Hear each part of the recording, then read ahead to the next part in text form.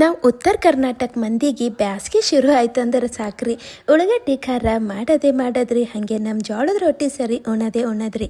ಹಂಗಾದ್ರೆ ಬರ್ರಿ ನೋಡಿದ್ರೆ ಬಾಯ್ದಾಗ ನೀರು ಬರಂತ ಈ ಸ್ಪೈಸಿ ಉಳ್ಳಾಗಡ್ಡಿ ಖಾರನ ಹೆಂಗೆ ಮಾಡ್ತೀನಂತ ತೋರಿಸ್ತೀನಿ ರೀ. ಈಗ ಒಂದು ಕುಟ್ಟ ಕಲ್ಲಿನಾಗ ಒಂದಿಷ್ಟು ಜೀರಿಗೆ ಹಾಕ್ಲತ್ತೀನಿ ರೀ. ಜೀರಿಗೆ ಹಾಕಿದ್ಮೇಲೆ ಹಾಗೆ ಇವಕ್ಕೆ ಸ್ವಲ್ಪ ಏನು ಮಾಡಬೇಕಾಗ್ತದೆ, ಹಿಂಗೆ ನಾವು ಅರಿಬೇಕಾಗ್ತದೆ. ಪೂರ್ತಿ ಪುಡಿನೂ ಮಾಡ್ಕೊಳ್ಳೋದೇನು ಬೇಡ. ಒಂದಿಷ್ಟು ಹುರಿದಿದ್ದು ಶೇಂಗಾ ಹಾಕ್ಲತ್ತೀನಿ ರೀ. ಇವಕ್ಕೂ ಅಷ್ಟೇ ರೀ, ಭಾಳ ಪುಡಿ ಮಾಡ್ಕೋಬಾರ್ದು. ಸ್ವಲ್ಪ ಅವಳ ಚವಳನೆ ಇಲ್ಲಿ ಮಾಡ್ಕೋಬೇಕಾಗ್ತದೆ. ತಿನ್ಬೇಕಾದ್ರೆ ಮಸ್ತ್ ಬಾಯ್ದಾಗ ಸಿಗ್ತಾವಲ್ರಿ ಅವು ಹೋಳುಗಳು, ಭಾಳ ಚಲೋ ಬರ್ತದೆ ಟೇಸ್ಟು. ಈಗೇನು ಮಾಡ್ತೀನಪ್ಪ ಅಂದ್ರೆ ಇದ್ರಾಗ ಒಂದು 4-5 ಬೆಳ್ಳುಳ್ಳಿ ಹೆಸರುಗಳು ಸೇರಿಸೀನಿ ರೀ. ಮತ್ತು ನಾನು ಮೊದಲೇ ಏನು ಮಾಡೀನಿ ರೀ, ಇಲ್ಲಿ ನೆನೆಯಾಕಿಟ್ಟಿದ್ರಿ ಹುಣಸೆ ಹಣ್ಣು, ಅದು ಸೇರಿಸ್ಲತ್ತೀನಿ ರೀ. ಇದ್ರ ಜಾಗದಾಗ ನೀವು ಮಾವಿನಕಾಯಿನೂ ಸೇರಿಸ್ಬೋದು, ಸಣ್ಣ ಹೋಳಿ. ಹಾಗೆ ರುಚಿಗೆ ಬೇಕಾದಷ್ಟು ಉಪ್ಪು ಮತ್ತು ಪುಡಿ ಖಾರ ಸೇರಿಸ್ಲತ್ತೀನಿ ರೀ.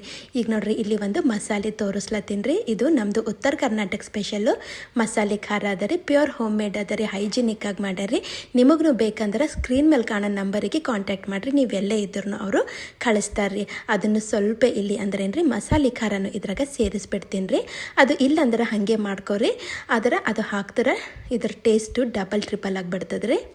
ಈಗೆಲ್ಲ ಹಾಕಿದ್ಮೇಲೆ ಚಂದ ಕುಟ್ಕೋತಾ ಹೋಗ್ತೀನಂತ ನೋಡ್ರಿ.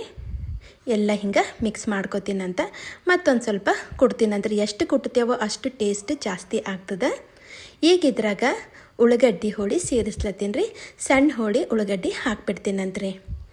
ಮತ್ತು ಈ ಮಸಾಲಿದಾಗ ಚಂದ ಕಲಿಸ್ತೀನಂತ. ಕಲಸಾದ್ಮೇಲೂ ಇದಕ್ಕೂ ಒಂದು 4-5 ಏಟ್ಗಳು ಕೊಡ್ತೀನಂತ್ರಿ. ಯಾಕಂದ್ರೆ ಹಿಂಗೆ ಕುಟ್ಟೋದ್ರಲಿಂದ ಸ್ವಲ್ಪ ರುಚಿ ಹುಡ್ತದ್ರಿ ನಮ್ಮ ಖಾರದಾಗ. ಅದಕ್ಕೆ ಸ್ವಲ್ಪ ಕೊಟ್ಟಿದ್ರೆ ಭಾಳ ಚಲೋ ರೀ. ಈಗ ಚಂದ ಮಿಕ್ಸ್ ಮಾಡ್ತೀನಂತ. ಈಗ ಇದ್ರಾಗ ಕೊತ್ತಂಬರಿ ಸೇರಿಸ್ಬಿಡ್ತೀನಿ ರೀ. ಸೇರಿಸಿ ಹಾಗೆ ಒಂದು ಸಲ ಮಿಕ್ಸ್ ಮಾಡ್ಕೋತೀನಿ ರೀ. ಈಗ ಒಂದಿಷ್ಟು ಎಣ್ಣೆ ಬಿಸಿ ಮಾಡಿ ಏನು ಮಾಡೀನಿ ರೀ, ಚಲೋ ಬಿಸಿ ಮಾಡಿ ಸಾಸಿ ಜೀರಿಗೆ ಹಾಕಿ ಚಟಪಟ ಅನಿಸಿ ಇದ್ರಾಗ ಬರಕ್ಕೆ ಬಿಡ್ತೀನಿ ರೀ. ಇಲ್ಲಾಂದ್ರೆ ನೀವು ಹಸಿ ಎಣ್ಣೆನೂ ಹಾಕ್ಕೊಂಡು ಉಣ್ಬೋದು ರೀ. ಅದ್ರ ಹಿಂಗೆ ಒಗ್ಗರಣೆ ಹಾಕಿದ್ದು ಮಾತೆ ಬೇರೆ ಬರ್ತದೆ ರೀ. ಚಂದ ಮಿಕ್ಸ್ ಮಾಡಿದ್ರೆ ಆಯ್ತು ರೀ, ನಮ್ಮದು ಉಳ್ಳಾಗಡ್ಡಿ ಖಾರ ಇಲ್ಲಿ ರೆಡಿ ಆಗಿಬಿಡ್ತದೆ ರೀ. ನೀವು 2 ದಿವಸದ ತನಕ ಇಟ್ಟು ಇದು ಉಣ್ಬೋದು ರೀ. ಸ್ಪೆಷಲಿ ನಮ್ಮದು ಜೋಳದ ರೊಟ್ಟಿ ಸರಿ ಅಂತೂ ಭಾರಿ ಅಂದ್ರೆ ಭಾರಿ ಟೇಸ್ಟ್ ಬರ್ತದೆ ರೀ. ಹಂಗೆ ಅಂದ್ಕೊಂಡು ಚಪಾತಿ ಸರಿ ಏನು ಉಂಬಂಗಿಲ್ಲ ಅಂತಲ್ರಿ, ಅದ್ರ ಸರಿನೂ ಮಸ್ತ್ ಹತ್ತದ. ನೀವು ಒಂದ್ಸಲ ಮಾಡಿರಿ. ಮತ್ತೆ ಸಿಗ್ತೀನಂತ್ರಿ. Thank you.